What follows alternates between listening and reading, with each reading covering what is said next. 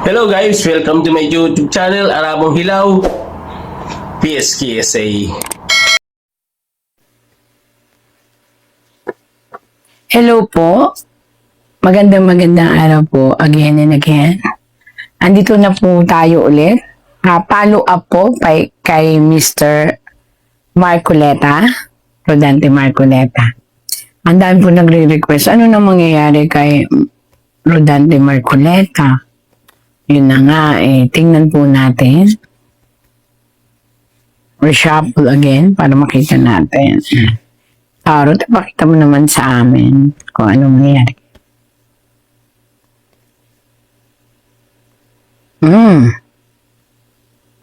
Ito ay isang pag-gathered ng lahat ng informasyon na pinipilit tanggalin sa kanya. So, ibig sabihin talagang inaalisan siya. Dito po again and again, ito ay tarot lang. Binabasa ko lang po kung ano ang nakikita ng tarot.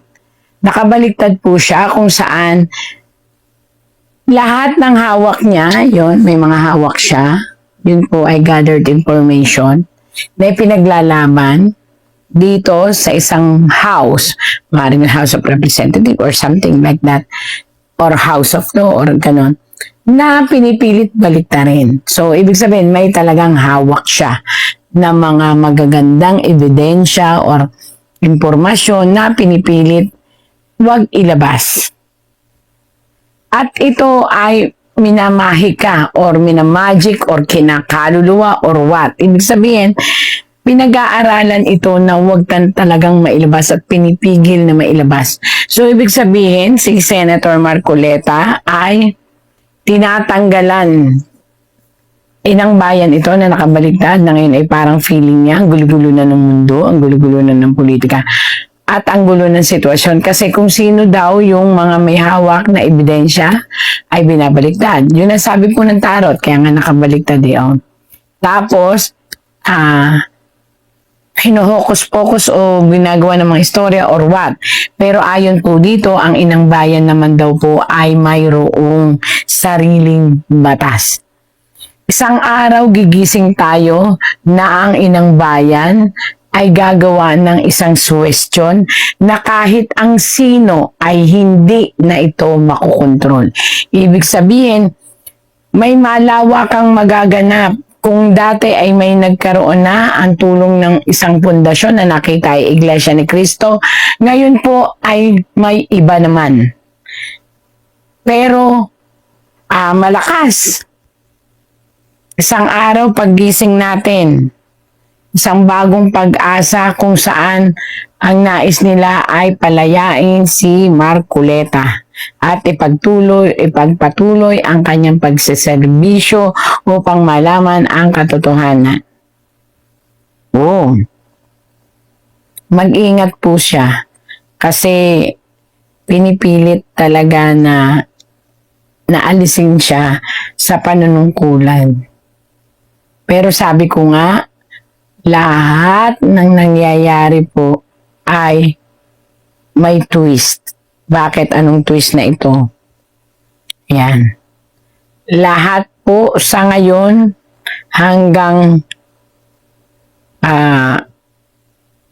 pagdating ng 2028, may lalaban para lahat ng ito ay malinis.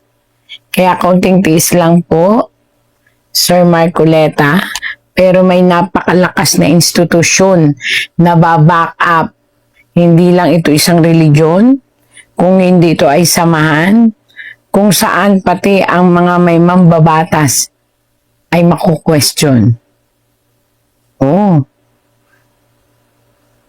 Kaya lang po, ingatan po ang kalusugan. Ingatan ang kalusugan at ang heart attack.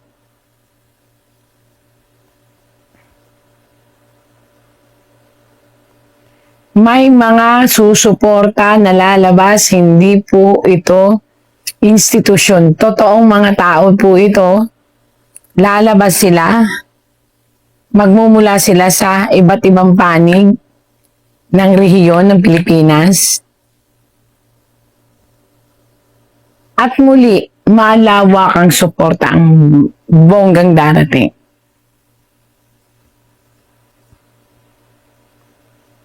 Magtatagumpay po kayo, Senator Marcoleta, sa pinaglalaban nyo. At may batas, may hustisyang darating. Hantayin lang po natin yan. Ito po ay isang nawalawakang hustisya. Kaya hintayin nyo lang po, pakatatag lang po kayo.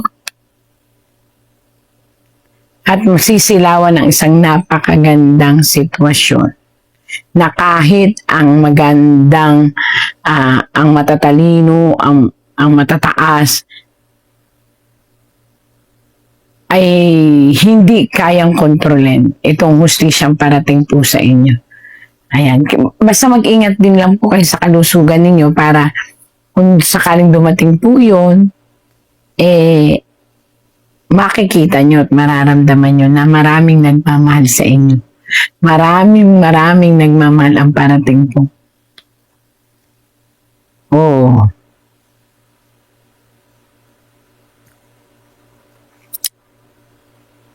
Pinipilit lang po ito, isinisingit, para po pagdating ng time, hindi maka-action kayo. Yun po ang sabi ng tarot dito. Ayan, kaya kayo nakatagilid or nakataob.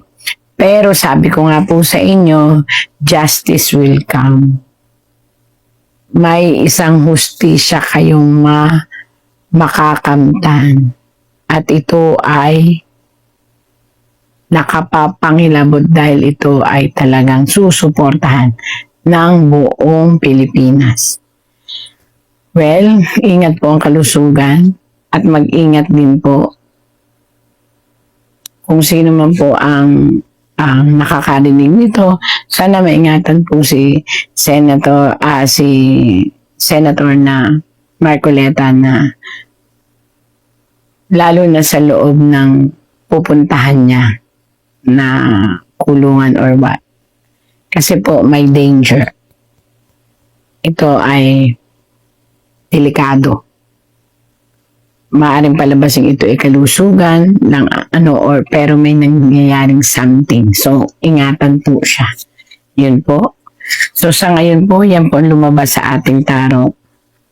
Sana po, ano man ang nangyayari ngayon sa ating mundo, sana God sent miracle every day. So, maraming salamat po. At nawa ipagdasal natin ang ating buong mundo. At pati na po ang Pilipinas. Lalong-lalo na Pilipinas. Bye-bye po. Okay guys, yun lang ang video natin for today. At don't forget to follow, like, share, subscribe to my YouTube channel. At marami pong salamat sa inyong lahat. God bless everyone. I love you all. Bye-bye.